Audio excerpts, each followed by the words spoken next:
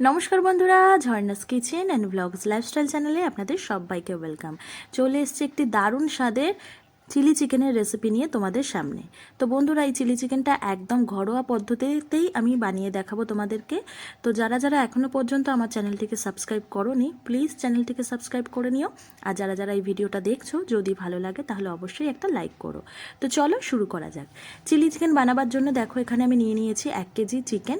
আর চিকেনটা আমি একদম নর্মাল চিকেনে নিয়েছি, কোনো রকম বোনলেস চিকেন আমি এখানে ব্যবহার করছি না। তো সবার প্রথমে চিকেনগুলো খুব ভালোভাবে ধুয়ে পরিষ্কার করে জল ঝরিয়ে নিয়েছি। এরপর চিকেনগুলোকে আমি ম্যারিনেট করে নেব। তো ম্যারিনেশনের জন্য এখানে কি কি ব্যবহার করছি দেখো। প্রথমেই দিয়ে দিলাম 2 চামচ আদা রসুন বাটা, তারপর দিয়ে দিলাম 3 চামচ কর্নফ্লাওয়ার বা অ্যারারুট যেটা বললি আমরা সেটা দিতে পারো, আর সাথে দিয়ে দিলাম 1 চামচ ময়দা, তারপর দিয়ে দিলাম স্বাদ অনুযায়ী লবণ, লঙ্কার গুঁড়ো, 2 চামচ ভিনিগারের বদলে তোমরা লেবুর রসও ব্যবহার করতে পারো, তবে ভিনিগারটা দেওয়াই খুব ভালো। আর সাথে দিয়ে দিলাম একটা ডিম। তারপর খুব ভালোভাবে এইভাবে হাত দিয়ে ম্যারিনেট করে নিলাম। আর যদি মনে করো যে ম্যারিনেটের সময় ম্যারিনেটটা পাতলা হয়ে যাচ্ছে, তখন তোমরা আরও 1-2 চামচ অ্যারারুট ব্যবহার করতে পারো। তখন কিন্তু ময়দা একদমই ব্যবহার না করলেই ভালো। তো বন্ধুরা দেখো, এইভাবে ম্যারিনেশন করে নিয়েছি। এটাকে আধ ঘন্টা আমি ফ্রিজে রেখে দিয়েছিলাম। আধ ঘন্টা হয়ে গেছে, ফ্রিজ থেকে বার করে নিয়েছি। তো তারপর দেখো একটা ফ্রাইং প্যান ওভেনে বসিয়ে দিয়েছি, আর তাতে দিয়ে দিয়েছি সাদা তেল। তেলটা খুব ভালোভাবে গরম হয়ে গেছে। এরপর আমি চিকেনের টুকরোগুলো এক এক করে দিয়ে খুব ভালোভাবে ভেজে নেব। চিলি চিকেন করার প্রথম স্টেপ হলো ম্যারিনেশন করা, আর ম্যারিনেশনটা যদি খুব ভালো হয় তাহলে চিলি চিকেনটা খেতেও খুব ভালো হয়। তো দেখো এইভাবে আমি এক এক করে চিকেনগুলোকে তেলের মধ্যে দিয়ে দিচ্ছি, আর তারপর এগুলোকে ভাজতে দেব। তো চলো, যতক্ষণ এই চিকেনটা ভাজা হচ্ছে তার জন্য কি কি লাগছে চিলি চিকেন বানাতে সেগুলো একবার দেখিয়ে দিই। তো এখানে দেখো আমি নিয়ে নিয়েছি পেঁয়াজ, ক্যাপসিকাম আর কিছুটা রসুন কুচি। যেহেতু একদম ঘরোয়া পদ্ধতিতেই বানাবো, তাই অন্য রকম কোনো কিছু আমি এখানে ব্যবহার করব না।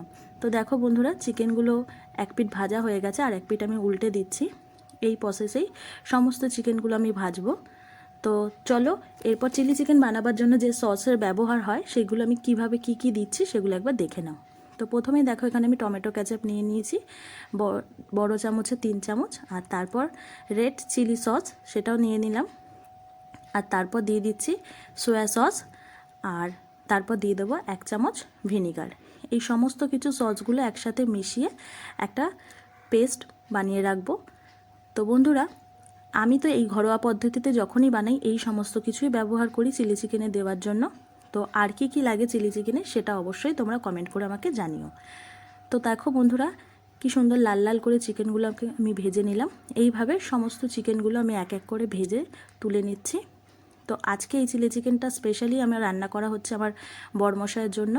অনেক দিন ধরেই ও বলছিল চিলি চিকেন বানাও, আর সেই জন্যই ভাবলাম একটু তোমাদের সাথেও শেয়ার করি রেসিপিটা। তো দেখো সমস্ত চিকেনগুলো ভাজা হয়ে গেছে। যেহেতু কড়াইতে তেলের পরিমাণটা প্রচুর ছিল, কিছুটা তেল উঠিয়ে নিয়েছি, আর তারপর বাকি তেলের মধ্যে সবার প্রথমে ফোড়ন হিসাবে দিয়ে দিলাম আমি রসুন কুচিগুলো। তারপর রসুনটাকে একটু নাড়াচাড়া করেই দিয়ে দিলাম কেটে রাখা পেঁয়াজ, ক্যাপসিকাম আর কটা কাঁচা লঙ্কা, আর ওপর থেকে দিয়ে দিলাম 2 চামচ আরও আদা রসুনের বাটা। তো তারপর খুব সামান্য হালকা নাড়াচাড়া করে নিয়ে একটু স্বাদ অনুযায়ী লবণ দিয়ে দিলাম।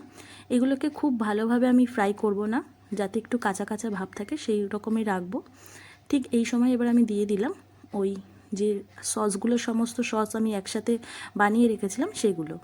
তারপর একটু হালকা হাতে নাড়াচাড়া করে নিচ্ছি, আর এরপর দিয়ে দেব 1 চামচ অ্যারারুট, যেটাকে এরকম জলের সাথে গুলে ওপর থেকে।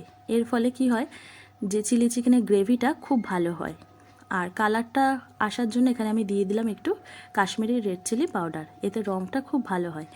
তো তারপর দেখো দিয়ে দিলাম ভেজে রাখা চিকেনগুলোকে দিয়ে খুব ভালোভাবে নাড়াচাড়া করে নেব। আর গ্রেভির জন্য দিয়ে দিলাম কিছুটা পরিমাণে গরম জল।